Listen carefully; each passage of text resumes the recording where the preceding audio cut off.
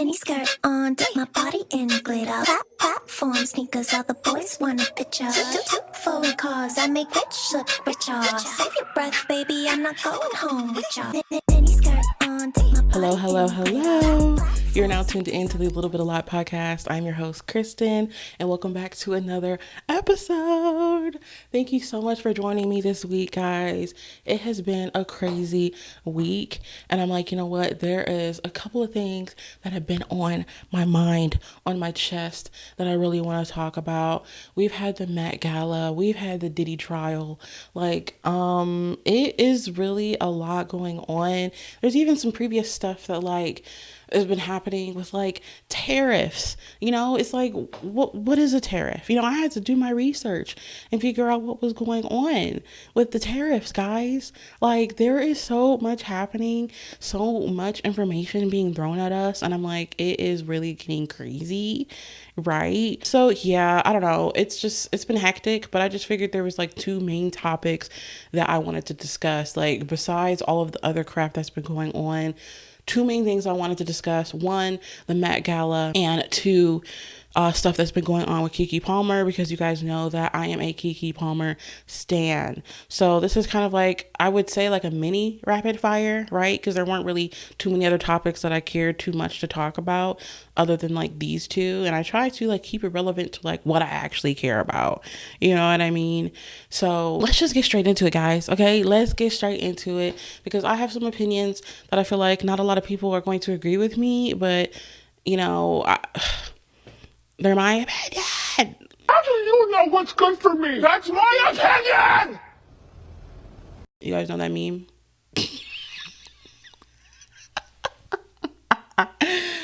No, for real. So let's just get straight into it. But before we do that, if you're watching this episode on YouTube, thank you so much. I appreciate it. Go ahead and smash that like button for your girl. Okay? The likes help us grow our community. And don't you want a community that's full of people who care about mental health? You know what I mean? Where we talk about pop culture, in a sensitive way. We get into the gags, okay? So many different topics that we discover, that we talk about. You can get it all right here. So smash that like button. Go ahead and comment down below to let me know what you think about the topics, but keep it cute, please. Thank you so much, period. And subscribe. Your girl's almost to 700 subscribers, so I would really, really appreciate if you hit that subscribe button and rate that 5 stars and leave a review on Spotify and Apple if you're listening over there as well. I really, really appreciate it. So this week, I've been really thinking a lot about this Doechii situation when it comes to the Met Gala. And just to briefly touch on the Met Gala in general, I would say that this year's Met Gala, the theme was very interesting, right? We've got, what is it called? Dandyism, I believe. And I feel like there were a few people that were able to nail it in the coffin, like Tiana Taylor. If you watch Keke Palmer's Vogue, Get Ready With Me, learning more about her inspiration behind her outfit that she did, I felt was really nice. And the inspiration behind it kind of I feel satisfies the theme of the Met this year. I still have quite a few of the Vogue videos I need to get through, because when I think about it, I am just always really interested when it comes to the Met season. Every year it is just an exciting pop culture moment for us to be able to not only just see the fashion and see, all of the gorgeous looks, but I like watching the behind the scenes videos and learning about how much time and effort was put into the outfits. How closely did the celebrity work with the designer? What was the reason why they chose the designer that they worked with? What is their partnership been leading up to the Met? How much involvement did the celebrity have into the outfits that they decided to wear going into this? Learning about the makeup team. Why is the makeup team, choosing the direction of glam that they're going in with the look? Hair, trying to understand why they choose the hair to be the way that the hair is. All of that behind the stuff is behind the scenes stuff, I mean, is really interesting to me. So that is the part of the Met Gala that I really love the most, just learning what went into it all. So I still have to like make my way through a lot of those, but so far I did watch Keke Palmer's, and I've been learning a lot about like what went behind, Doechii's look as well. A lot of people had a lot of things to say with her working with Louis, and kind of like diving into the history of how Louis Vuitton typically like works with people of color and how they style them when it comes to their clothes on their website. And that was very interesting, but not surprising, right? Like, of course, when it comes to, I'd say, these designers, guys, let's wake up. All right, let's freaking wake up. It's 2025. We're not going to sit up here. And I feel like it's kind of a waste of our time to really just hone in on like just Louis because of Doechii, right? We need to talk about like the racist origins and like things that like all the brands, pretty much all of the designer brands have a hand in. Like, it's not just, Louis that is problematic, looking at the origins of Coco Chanel and, problematic and strange things that like Balenciaga has done with their previous campaigns, like them being canceled, but like people are still wearing Balenci. I thought Balenci was canceled. I thought Balenci was supposed to be canceled, guys. But people are still being styled by Balenci, right? So I don't really know why they were kind of honing in on specifically Doechii, when at the end of the day, like, there is really a lot of things that need to be fixed with the representation that they choose to do. These high-end fashion brands choose to do when they work with people of color. That really needs to be like the bigger topic of discussion here, but like, I digress. So yeah, looking at that history of the racism within these brands is really interesting, and seeing the way that they chose to do what they did and how they chose to move when styling people for this year's theme was very interesting. But I feel like at the end of the day, there weren't too many looks this year that overall like stood out to me in the way that like last year's theme looked. I really liked a lot of looks from last year compared to this year. But at the end of the day, like, I'm not throwing shade or tea at like the theme this year, because obviously like I'm Black, right? But I feel like some people really missed the mark on the theme, other than the few standout folks that I saw. I mean, Sabrina Carpenter, her look was cute, but I don't know, like, does it really qualify as a theme? And then it's like, it kind of gets iffy, I feel like, whenever we get into these discussions of the theme and stuff, because it's like, then it goes into fashion, and then fashion is really just art, and then art is subjective. So it's like, you could literally like go back and forth of, was she on theme, was she not, does this count, does this not? But it's really up to that person's interpretation, how they feel in it, how they look, how they are deciding to go with the theme and all of that. Like, who's to really say what's right or what's wrong at the end of the day? You know what I mean? So I don't know, but yeah, it's just, there's a lot of complicated, different discussions that I feel like still need to be had when it comes to high-end brands and the way that they interact with people of color in the industry. But, that's neither here nor there. But when it comes to Doechii, I would say the biggest thing that's been on my mind is obviously like elevator gate, right? Is what I've been calling it. Elevator freaking gate, guys, has really just like grew its own pair of legs and blossomed into this crazy freaking scandal and chaos. And I really feel like, is it that serious? Right? Like, is it that serious to the point that it's gotten? To get to the point that it's gotten, I'm not 100% sure. And I've given a lot of thought about the situation. And for those who don't know, just in case you don't, Doechii has recently like gotten a lot of feedback, negative feedback and, bad press, because there was a video that was going viral where typically the celebrities, when they're getting ready for the Met, they'll get ready like at a hotel, and then they have to leave the hotel, go outside, get in the car, and then make their way to the Met Gala. So when Doechii was getting ready, she was ready to go. She got ready to get off the elevator to like go through the lobby outside, and then she realized that there was a lot of people in the lobby and there's paparazzi and stuff like that, and she didn't want people to see her outfit. That's nothing new, right? Doechii's not the only person and the only celebrity in the world who has had a moment where they did not want people to see their outfit, because that's kind of the thing when it comes to the Met. You typically want to hide the look until you get to the carpet so you can have that grand moment, right? So as soon as she saw that people could potentially see her outfit, she immediately kind of ducked and then hid behind her staff, and it just immediately turned into an overstimulating situation, because she's like, I'm freaking out. I do not want people to see my outfit until I get to the Met, which is understandable because that's typically how it works, right? So then they were like, okay, we need to be able to get Doechii off of this elevator so people can't see her outfit. So they ended up getting this big white curtain thing, and then putting it in front of her so she could get off of the elevator. But then they also wanted to make sure that the top of the curtain thing was covered. So they decided to get some umbrellas, and she was like, okay guys, let's think quick. We need some umbrellas. Put some umbrellas on top of the curtain thing so you can move me through this lobby so I can get outside. Then on top of that, it was also raining outside. She didn't want her outfit to get wet. Understandable, right? It's the Met. So there is a little bit of chaos going on because she is panicking. I don't want people to see my outfit. I don't want people to see me. And at the same time, my staff is also very frazzled because they're like, what do we do? We don't want people to see her outfit either.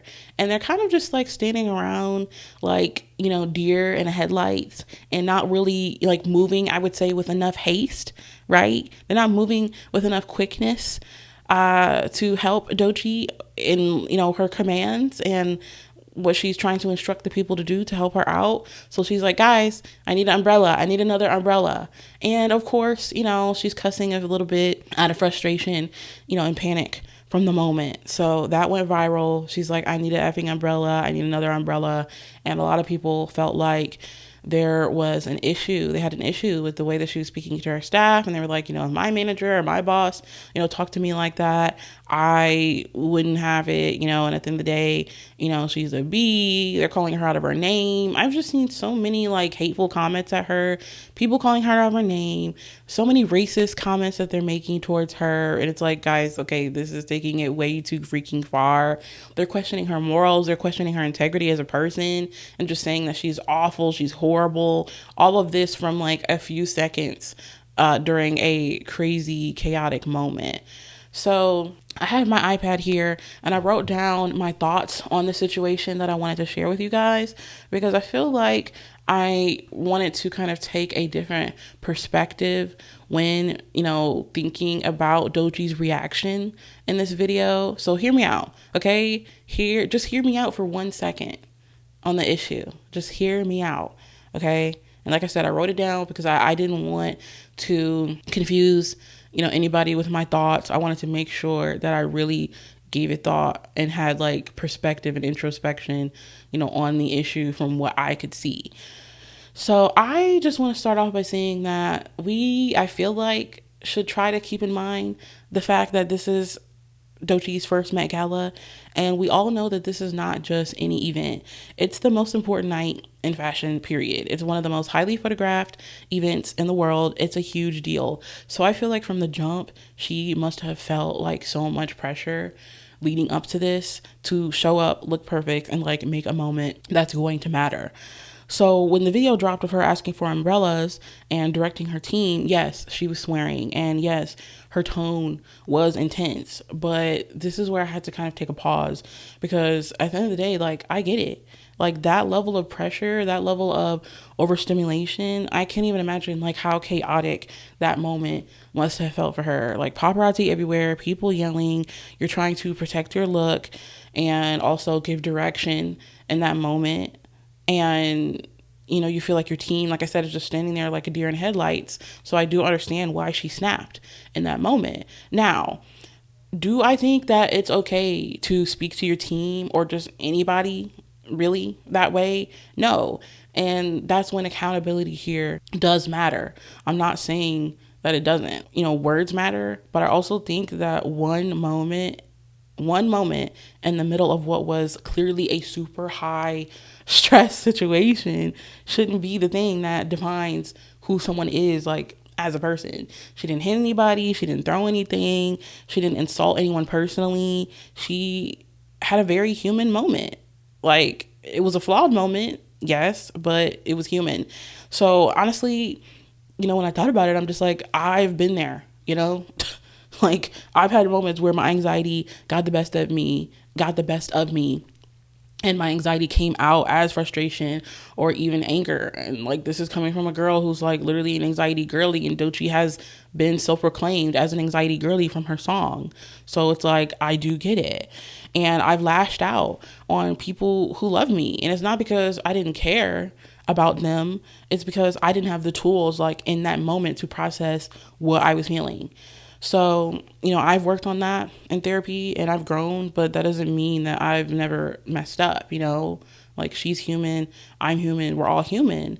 So I just feel like, when it comes to situations like this, the internet has a habit of forgetting that growth, it's a process, right? Like, we can hold people accountable in those moments where they're flawed, and we can still extend grace at the same time. Like, those two things can't exist at the same time. And it seems like nowadays people don't allow that. But it's like, you can do that. You are allowed to hold people accountable while also still giving them grace. Like, who among us like hasn't had a bad moment? And when it came to her response, I feel like it was lighthearted, and I feel like it was self-aware, because the next day she posted a TikTok, and on the caption on the TikTok, she was like, God forbid a girl needs more umbrellas. Honestly, I thought that was kind of funny.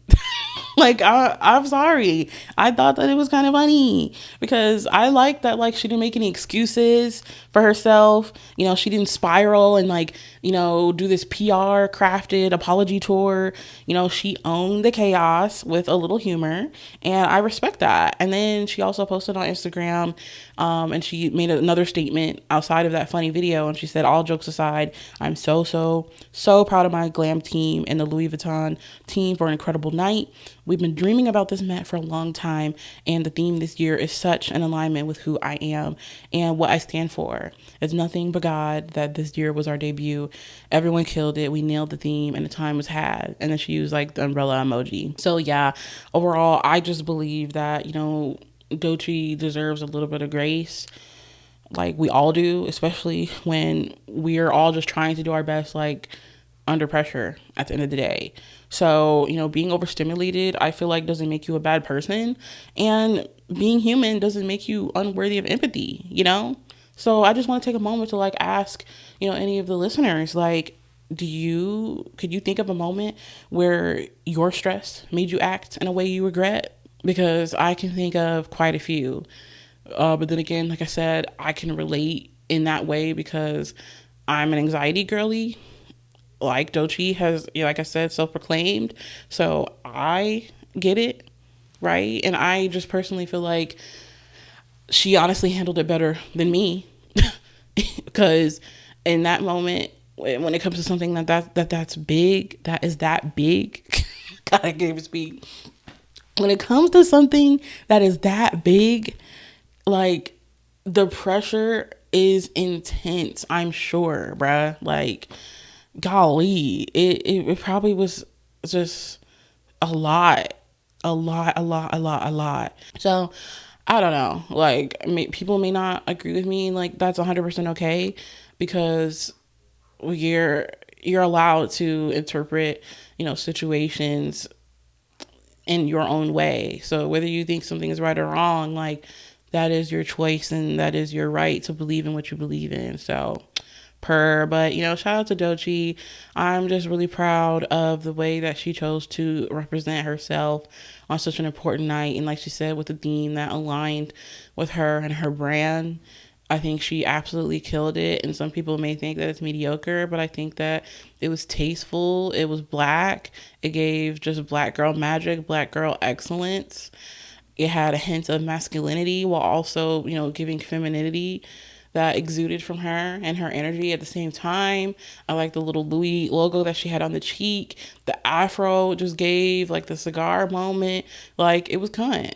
And that's just how I personally feel about the situation. So, period. Also, we also have to talk about this Keke Palmer stuff, because if you guys listen to my show, then you know I am a Keke Palmer stand down. Keke Palmer, I don't know, like, I just feel like I'm just low-key, like, just so fascinated with her, because, you know, so many people have, like, different opinions about her, and like I said, that's okay, but I think that she is just so resilient. She's so kind. She is just so bubbly. She seems so friendly. She seems so real.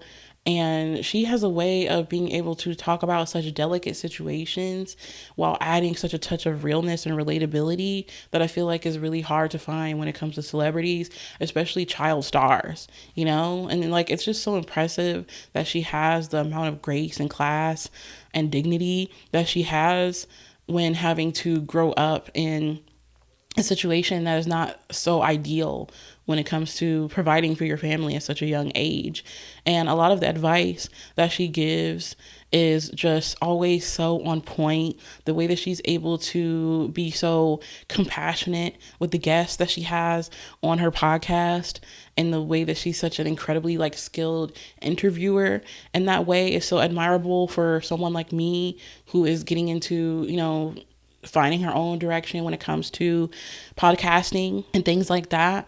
And I just, like I said, love the way that she's also like multi-talented singer, actress, songwriter, dancer, you know, mother, right? Most importantly, such an amazing mother. And she's able to juggle all of these things while just making it look easy when I know that it's not. So the fact that she is going through like bitter baby daddy things is so ghetto to the 1000th degree.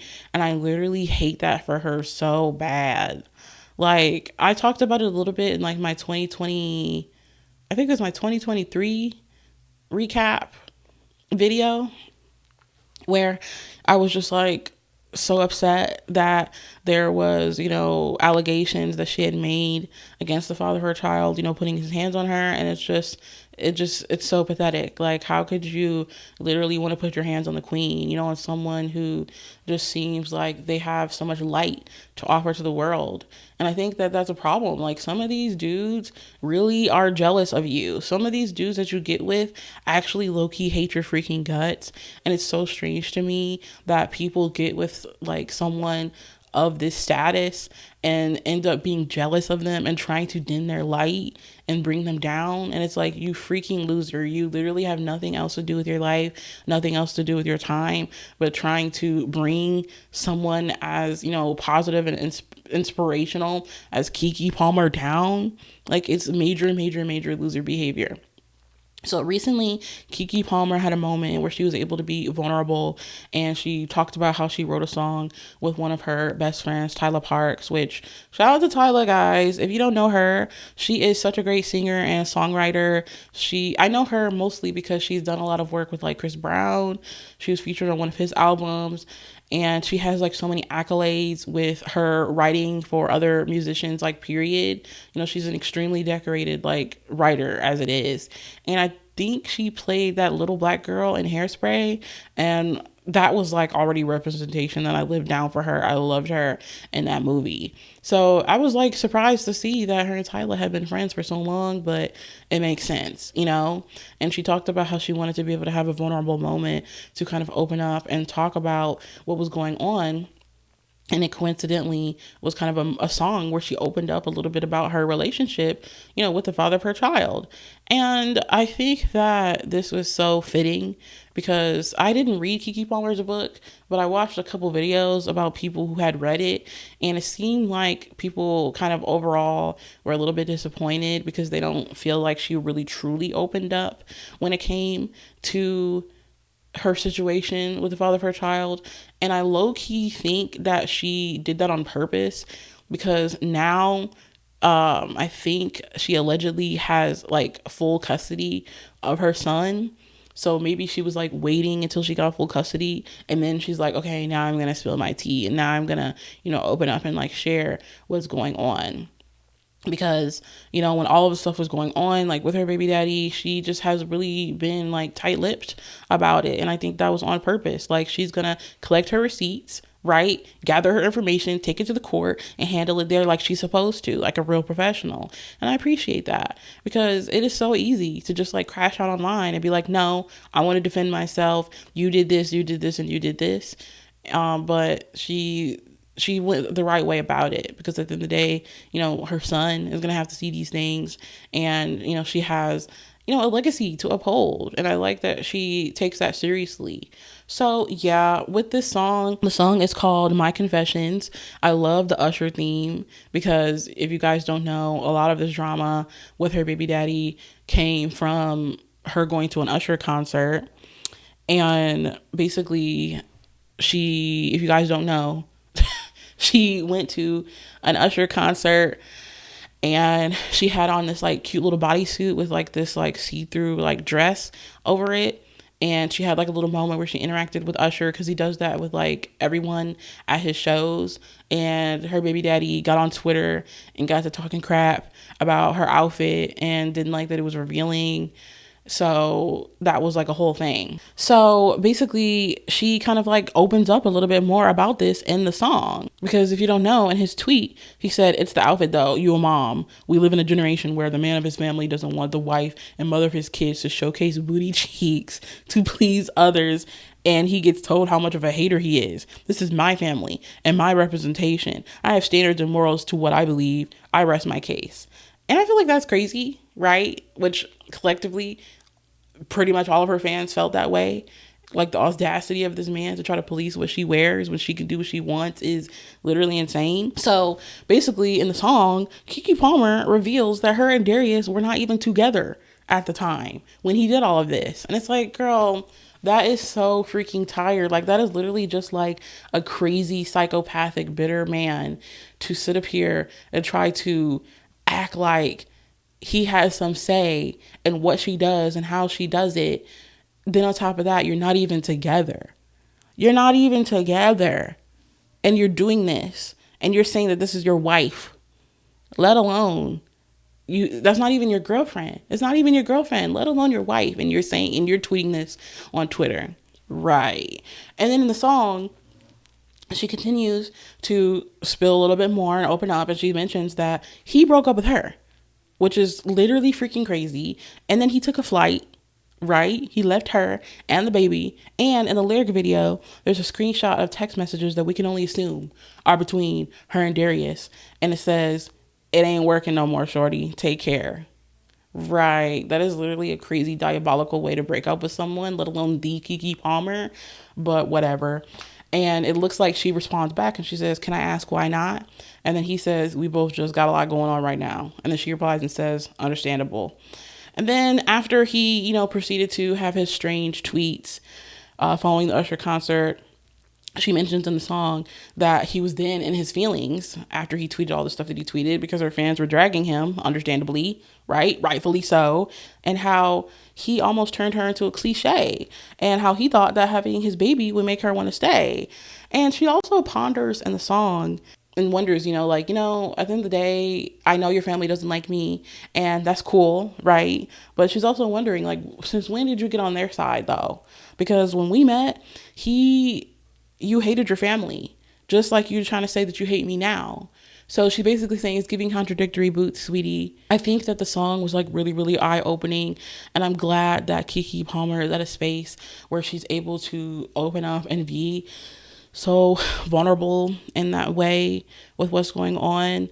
And sometimes situations like this scare me, because I don't want her to also have to be like retaliated against because she's opening up about her side.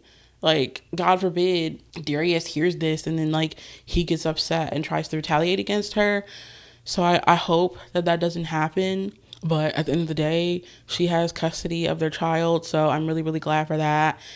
And I know she's just like, this is crazy. This is not what she was expecting to go through when she decided to try to start a life with this man. And it's just crazy how he switched up like this. Like, it's literally giving he's insane, and it's giving he's evil, right?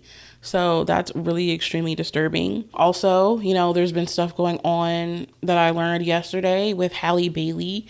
You know, she's also kind of going through a similar situation when it comes to the father of her child, DDG, and she's alleging that he's put his hands on her, grabbed her by her hair, smashed her head up against the steering wheel, and chipped her tooth.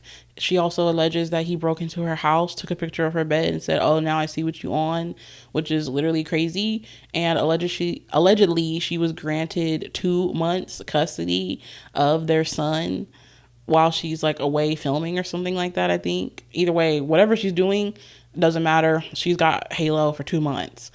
And it's like, oh my goodness, it is just so crazy to me that these women who are just have so much to offer are being put in these situations. Like, why do you guys want to be weird?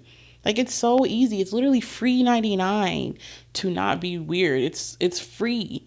It's literally free to treat the mother of your children, right, and pour love into them, because at the end of the day, childbirth is not some light situation it should be taken very seriously. You're putting your literal life on the line to deliver this person's seed, and this is what treatment that they get. This is the thanks that I get for putting you this on. Is it my fault though? You gone. Like, where's Nicki Minaj? Like, are you kidding me? Gosh, like it just really makes my energy feel heavy when I think about these things. But at the same time, I gotta be like, I trust that people like Keke Palmer and people like Hallie are going to continue to be resilient and push through no matter what adversity that their BDs are trying to put them under. Because they're still here, and they're still standing, and they're still pushing through and continuing to not only be the best mothers that they can be, but also prioritize their careers and their passions and things that they want to pursue at the same time. So I just feel like that's like low-key iconic at the same time, right? Like, they're literally iconic for continuing to persevere after being put in these situations. Also, I just want to give a special shout out to, again, Keke Palmer's podcast. I've really, really, really been enjoying her podcast. So for those who don't listen to it, I really highly recommend that you do. She had an episode where she featured Usher as a guest, and I thought that was really interesting as well, because it made me realize how much we don't know about Usher. And you're like, oh, right, like that's for a reason. Like, Usher, I realized, is actually an extremely private person. Like, we don't really know nothing about him for real. And it seems like that's kind of the energy that he was giving in the interview, where he was like, I am trying to be in my opening up era, and that's why I'm here. And I felt safe to like talk with you, Keke, about, certain things that I've been through and things that I'm currently, going through. So that seems pretty exciting, because I think he said he has something in the works. I don't know if he has a book or something. I can't remember, because I listened to the podcast episode like a while ago, but either way, you guys, I highly recommend listening to that, because then they also kind of like touched on the topic of like, the viral moment, between Usher and Keke, and, them filming that music video afterwards where she, was starred in his music video. And that was like pretty iconic. And I just love how they decided to just like take hold of the moment and like shift it in a positive direction and just turn it into art, because, they're artists, and that's what comes first with their career. So I just thought that was like pretty cool. I've also been really liking the Michelle Obama podcast. For those who don't know, Michelle Obama has a podcast with her brother.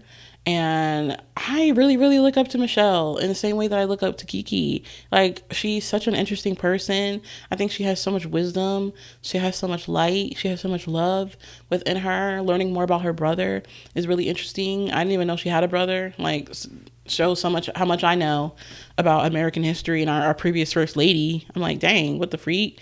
And it's crazy how much her and her brother look alike. So that's really interesting. They talk about like the grieving of their parents. Their mom, I think, recently passed away. And I really liked Michelle's episode where she had Keke Palmer on as well. So I'll make sure that I link that in the description below if you guys want to check that out too. Keke's podcast, and then just like her being featured on Michelle's, was a really great episode. I'm almost done with it. I think I have like 5 more minutes or something like that left to listen. And also, Keke Palmer just released an episode of her podcast featuring Mama Tina Knowles, Beyonce's mother. I've been really, really enjoying Tina Knowles and her like press run that she's been doing. For those who don't know, she came out with a book called Matriarch, and it really seems to be really, really, really good like book and eye-opening experience where for the first time she's kind of opening up and talking about things that she's been through with, raising her children, in the public eye, her childhood, her history with learning about her ancestors, talking about learning what it means to be a matriarch and reflecting on the kind of mother that her mom was and how that affects how she wants to continue to be a mother for her children and seeing her children be mothers to her grandchildren. It just seems like it's a very, very personal, like vulnerable experience. But I also love the fact that Mama Tina also talks about how she wanted to leave this book as a legacy for her children and grandchildren so that way they can be able to know her story and her history. And she also recommends that even if you're not a celebrity and you don't ever plan on like publishing it, everyone should write a book. Everyone should write a book about their story and their history to leave for their children or grandchildren for generations to come. And I think that that's really good advice, because I think when it comes to like the Black community, grasping on and learning about those who come before us is really important. And I think that that's something that is getting a little bit lost as time has passed. But people like Mama Tina are kind of waking it up and being like, learning about your history and sharing your experience, with your children and those future generations is important. And there's so many things that she wants to pass on to her kids, like cooking. And she like joked and said that like Beyonce doesn't really like to cook. So she's like, dang, we're going to lose the family recipes. And I thought that was pretty funny because like, girl, I'm like Beyonce. I don't like to cook. Like no shade, no tea. You know what I mean? And I saw this funny video on TikTok. I forgot the creator where he was like, guys, like we are losing recipes. Like when's the last time your friend said, come over, I'm cooking collard greens and this and that and the other. And it's like, that is so true. Like our generation isn't really throwing down. The only time we really get like family recipes and like eat food like that is on holidays. So it kind of makes me want to like try to be a little bit more accountable and like step up and like try to get into my cooking bag again. But like Beyonce, I just really dislike it. I can do everything else when it comes to taking care of a house and managing my life and my home. But when it comes to the cooking, I'm like, I ain't got it in me. So I thought that was pretty funny. So there's just been, quite a few different, interviews that Mama Tina has been doing that I've been watching and just learning about all of the wisdom that she has to share. It's just, I know, it's just really doing something for me. It's really just making me feel really warm. And I'm like, dang, I wish this lady was my grandma. You know what I mean? Like you could only hope that you have a grandma like Mama Tina, and just learning about like the fact that she decided to leave her husband when she was in her 50s. And, that takes a lot because so many of our previous generations before us are like, we're just going to stay. We're going to thug it out throughout all of the infidelities. Even if I'm unhappy, I'm going to rock through it and I'm going to just push through it. But my mom, Tina, was like, I got to get up out of here. And that's just so commendable. So much of her story, I feel like it's so inspiring. And I either want to read her book or either like listen to the audiobook because I think she has an audiobook. So I really want to get into that. But she has been on not only is a press tour, but she's also been on a book tour along with Beyonce, because for those who don't know, Beyonce's on the Cowboy Carter tour, and Mama Tina pretty much goes on tour with Beyonce and like helps behind the scenes, and she's usually there at like every show. So whenever Beyonce has like a stop, so far it seems like Beyonce's mom also has like a little event where she talks about her book. And she had an event where it was hosted and moderated by Keke Palmer. So Keke Palmer uploaded that as an episode of her podcast. So listen to that for sure because it was really, really good. Keke did such an amazing job as a host on that episode. And we just really learned so much more about them. Keke Palmer brought out her mom because Mama Tina wanted her to bring her mom out, and just like seeing the relatability between Keke's mom and Mama Tina's mom, Mama Tina, talking about what it's like to be able to raise a child in the industry It was a really nice moment. They brought out Jennifer Hudson because Jennifer Hudson has like a really special relationship with Mama Tina after Dreamgirls.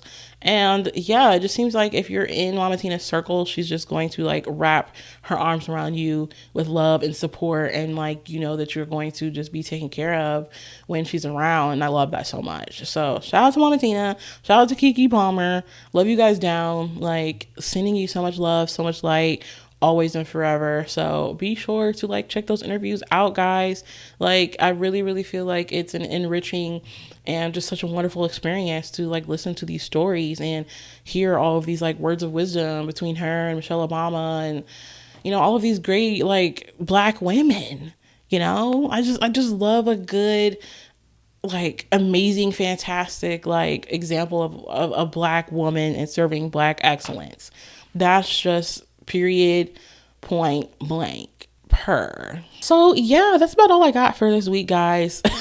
You know, just wanted to basically just kind of chat about a couple of things that's been going on in pop culture that have really been on my mind, or like kind of, you know, weighing on me a little bit, to share my thoughts with you guys. So I'm hoping that you enjoyed the episode. Also, I have a really exciting episode coming up with Shalina from the Everything 90s podcast. Shout out to you, girl. She's such an amazing friend in the podcasting community. I've been on her show twice now. I always have such a good time, and she's going to be coming on my show very soon. I think the week after next, the day that I'm posting this, and we're going to be talking about the movie Life Size with Tyra Banks and Lindsay Lohan. And this had just randomly been on my mind because this movie is just such an iconic movie for me as a kid when it comes to like Black girl representation, like her basically being a Black Barbie, like a Black doll. Like, that movie just really did a lot for me as a child. So I kind of want to get into it and talk about it because you guys know I do talk about, like I said, mental health, pop culture, and that includes like movies that I like, TV shows that I like, music that I like. So I'm like, why don't we just react to this? So I can't wait for that episode to come out. So I hope you guys stay tuned for that as well. I believe the movie's on Disney Plus, so you guys can watch that ahead of time before the episode comes out, so we can like share all of our thoughts on the film together. So I'm really looking forward to that. Thank you guys so much for listening. I had such a good time. I hope you did too. And like I said at the beginning, if you're watching on YouTube, like, comment down below, subscribe. I really appreciate it. And rate that 5 stars and leave a review on Apple and Spotify. And with that, I'll see you guys next week. Bye. Forward cause I make rich look richer. Save your breath, baby, I'm not going home with ya.